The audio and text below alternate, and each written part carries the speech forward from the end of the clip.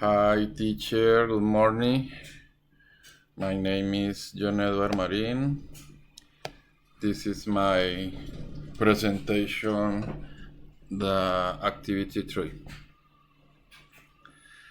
I am writing a book.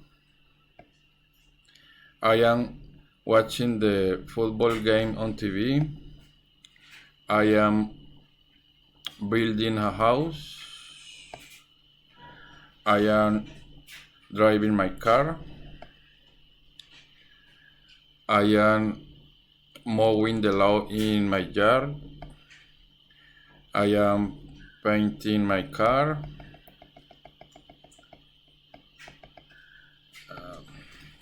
I am watering my plants. I am calling my clients. Sorry. I am taking a nap. I am having lunch. Oh, okay, teacher. Thank you. Bye.